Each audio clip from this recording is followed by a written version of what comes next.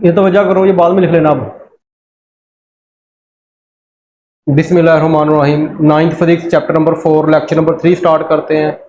अच्छा, आज हमने पढ़ना है determination of a force from its perpendicular components. कल मैंने आपको समझा दिया था परपेंडिकुलर कंपोनेंट्स क्या होते हैं, और आज जो हमने है वो फोर्स निकालनी है। अब इसको समझना है वो क्या कहता है। पहले मैं आपको थोड़ी सी सारी स्टोरी सुना देता हूँ, कल वाला भी थोड़ा बहुत रिवाइज हो जाएगा और आपको समझ आ जाएगी। अच्छा, सबसे पहले ये हमारे पास कौन सा एक्सिस है? एक्स एक्सिस है, जो हॉरिजॉन्टल होता है, जमीन के साथ होता है। और ये हमारा वाई एक्सिस, ये तो पता ही है मेरे ख्याल से आपको। दो एक्सिस होते हैं, एक्स एक्सिस और वाई एक्सिस। अच्छा, हमने सबसे पहले ना कंपोनेंट ड्रा किए हैं। क्या ड्रा किए हैं? सबसे पहले हमने क्या किया, हमने कंपोनेंट ड्रा किए। ये हमने क्या किया, वाई एक्सिस यानी कि एफ वाई कंपोनेंट ड्रा किया, और ये 90 का एंगल एक्स एक्सिस के साथ, ठीक है। और ये हमारा दूसरा कंपोनेंट है एफ एक्स, यानी ये हमारा एफ एक्स कंपोनेंट है, ये हमारा एफ वाई कंपोनेंट है। अब आप बात को समझो। वो कहता है कंपोनेंट हमें पता है, कंपोनेंट हमें उनका हमें पता है कि कंपोनेंट की वैल्यूज क्या है। लेट करो एफ एक्स है 5 और एफ वाई 4 है। कहता है कंपोनेंट हमें पता है, वो हमने फोर्स निकालनी है।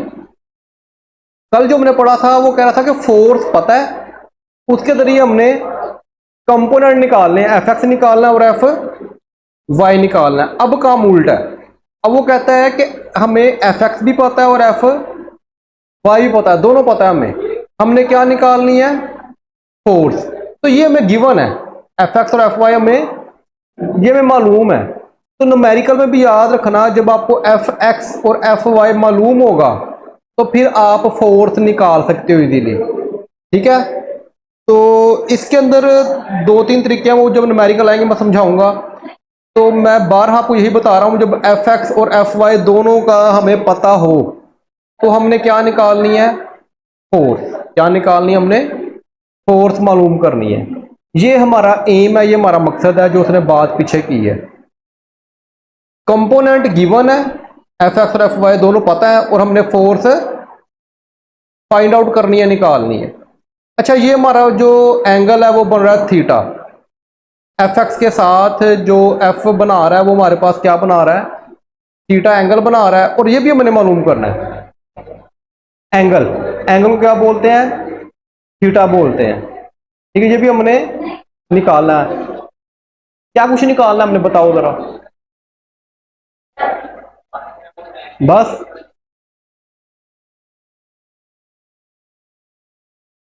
यार, ये आप लोगों का टाइम आने का, अगला लेक्चर शुरू होने लगा अब। अच्छा, यहाँ पे ना 2 बातें नोट करने वाली हैं। मैंने आपको बताया है कि हमें हमें एफ एक्स भी दिया गया, एफ वाई भी दिया गया, कंपोनेंट में दिए गए हैं। और अब हमने क्या करना है, हमने 2 चीजें निकालनी है। फोर्स निकालनी है, यानी कि ये हमारी फोर्स है, हमने ये निकालनी है। लेकिन ये जो फोर्स है हमारी एफ, जो मैंने निकालना है, ये अकेला हमने एफ नहीं निकालना, बल्कि जो एंगल बन रहा है वो भी निकालना है। एंगल का मतलब होता है डायरेक्शन। कल मैंने बताया था ना, टैन थीटा डायरेक्शन के लिए इस्तेमाल होता है। तो हमने थीटा भी निकालना है, तो हमने 2 चीजें निकालनी है। ये जो लंबाई है, ये फोर्स की मैग्नीट्यूड है। ये लंबाई फोर्स की क्या है? मैग्नीट्यूड है। अच्छा, ये कल वाला थोड़ा रिवाइज हो जाएगा।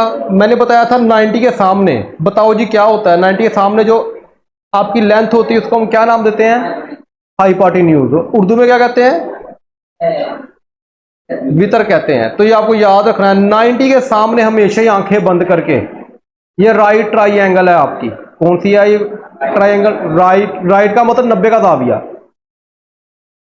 अच्छा, 90 को हम 2-3 नाम दे रहे हैं। राइट भी कहते हैं 90 का एंगल, परपेंडिकुलर भी 90 का एंगल होता है, और नॉर्मल ये भी 90 का एंगल होता है। यानी 3 नाम है 90 के, 90 डिग्री के 3 नाम है। इसको बोलते हैं राइट ट्राइंगल। अच्छा, इसके सामने जो होगा हमेशा 90 एंगल के सामने जो भी आपका लेंथ होगी उसको हम हाइपोटेन्यूज कहेंगे, जिसे वितर बोलते हैं। अच्छा, ये जो थीटा होता है, थीटे के सामने हमेशा क्या होता है? परपेंडिकुलर, जिसे हम क्या बोलते हैं?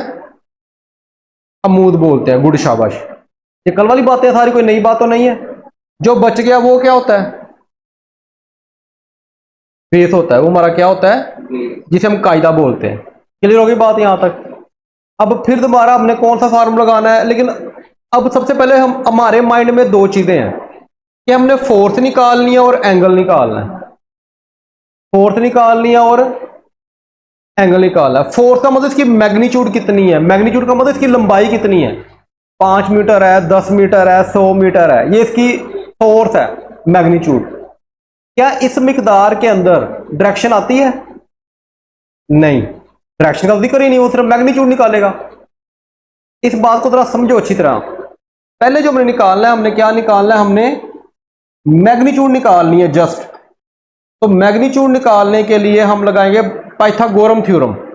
कभी सुना पाइथागोरम थ्योरम? मसला फीसागोरस उर्दू में कहते हैं।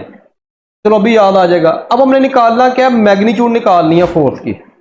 अभी डायरेक्शन का जिक्र नहीं है, तो उसके लिए हम क्या लगाएंगे, बाई पाइथागोरन थ्योरम के जरिए निकालेंगे। वो होता है आपका हाइपोटेन्यूज का स्क्वायर इक्वल टू बेस का स्क्वायर प्लस परपेंडिकुलर का स्क्वायर होता है वो आपका, ये चीज होती है।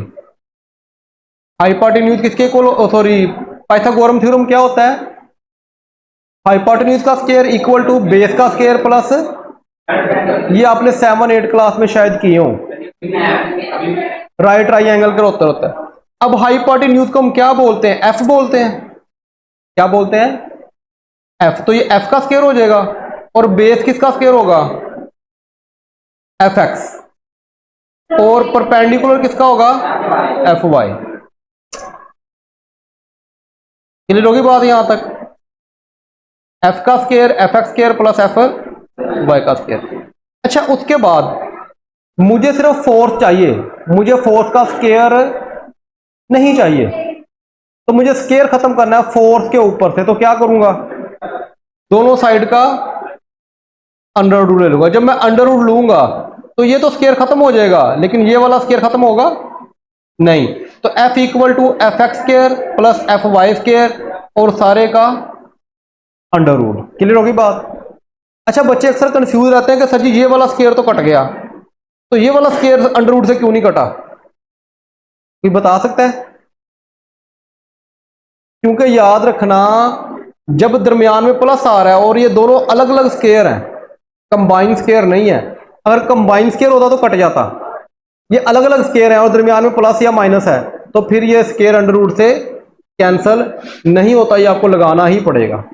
तो जब भी आपने मैग्नीट्यूड निकालनी है, तो ये आखिर में आपको नजर आ रहा है F equal to F X square plus F Y square. आपने इसके लिए हमेशा ये वाला फार्मूला इस्तेमाल करना है, मैग्नीट्यूड यानी कि उसकी लंबाई निकालने के लिए फोर्स की। यहां तो कोई बात समझ आई हो? क्लियर है? अच्छा, नेक्स्ट हमने निकालना है डायरेक्शन। नेक्स्ट हमने क्या निकालनी है, डायरेक्शन। डायरेक्शन को निकालने के लिए आपने लगाना फार्मूला अक का, औ कौ अक, कल लगाया था ना हमने। तो हमने अक का लगाना है, आइन काफ अक। आइन से क्या मुराद है, अमूद, और काफ से क्या मुराद है, कायदा। अमूद बटा कायदा होगा, ये tan थीटा के बराबर होता है, और ये किसके बराबर होता है, अमूद बटा कायदा के बराबर होता है, अमूद बटा कायदा के बराबर होता है। अच्छा, ये जो अमूद यानी परपेंडिकुलर है, ये किसके बराबर है, एफ वाई के, और बेस किसके बराबर है, एफ एक्स के।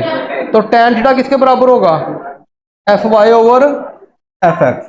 अब tan उधर मल्टीप्लाई हो रहा है, इधर क्या हो जाएगा, इनवर्स हो जाएगा ना।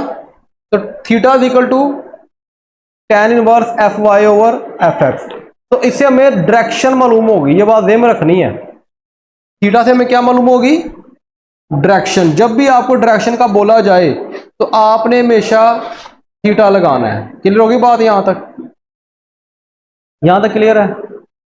ये सारा का सारा कॉन्सेप्चुअल हो गया। अब आपने जो लिखना है, क्या कहते हैं, बोर्ड के अंदर वो देख लो, जो बुक से ही होगा। अगर सबसे पहले आपने ये मालूम करना है, determination of a force from its perpendicular component. Component दिए गए हैं, आपने फोर्स निकालनी है, तो ट्राइंगल बनाओ। अच्छा, उन्होंने जहां पे जो बुक में दी हुई ना आपकी, वो ओ पी क्यू दिया हुआ है, मैंने कल वाली रहने दी ओ ए बी, तो इसमें कोई इशू नहीं है, आप बेशक यही ट्राइंगल रहने दे, कोई मसला नहीं है। तो हमें पता है कि ओ ए किसके बराबर होता है, O B plus A B, यानी कि मैंने कल बताया था ना आपको, ये सारा साबित किया था कि ये हमारा फोर्स असल में रिजल्टेंट है। ये फोर्स हमारी क्या है, किसकी रिजल्टेंट है, अपने कंपोनेंट की। कंपोनेंट कौन कौन से हैं, ओ बी और ए बी। क्लियर होगी बात यहां तक। और इसको मैं कह सकता हूं F equal to F X plus F Y. अच्छा पहले मैंने क्या निकालना है, पहले मैंने इसकी मैग्नीट्यूड निकालनी है फोर्स की। फोर्स क्या निकालनी है, तो मैग्नीट्यूड के लिए कौन सा फार्मूला लगाएंगे, बाई पाइथागोरियन थ्योरम। हमने वो लगाना है बाई पाइथागोरियन थ्योरम। ठीक है, क्या होगा कि हाइपोटेन्यूज का स्क्वायर बेस का स्क्वायर प्लस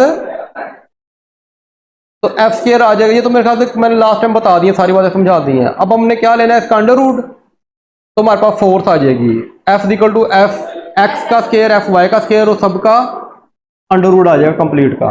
ये क्या आ गई, मैग्नीट्यूड। अब हमने क्या निकालनी है, डायरेक्शन। डायरेक्शन के लिए कौन सा फार्मूला, अच्छा ये बोर्ड में शॉर्ट क्वेश्चन भी आ जाता है, how you find the direction of a force. ये बोर्ड में शॉर्ट क्वेश्चन भी आया हुआ है, how you find the direction. और बच्चे का तो ये तो सवाल मैंने कोई पढ़ा ही नहीं। हालांकि ये आपने, मैंने आपको बता रहा हूं, जब भी डायरेक्शन का पूछे आपने थीटा निकालना है, और वो निकालना है आपने किसके जरिए, टैन थीटा के जरिए। तो टैन थीटा किसके बराबर था, F Y over F X perpendicular over base. तो ये टैन इधर क्या हो जाएगा, इनवर्स हो जाएगा। तो theta equal to tan inverse F Y over F X. तो ये आपका क्या हो जाएगा, आपको कंपोनेंट दिए गए थे, कंपोनेंट के जरिए मैंने फोर्स की लंबाई भी निकाली और फोर्स किस डायरेक्शन में है वो भी मैंने निकाल ली। ये दो चीजें मैंने इसके जरिए निकाल ली। क्लियर होगी बात,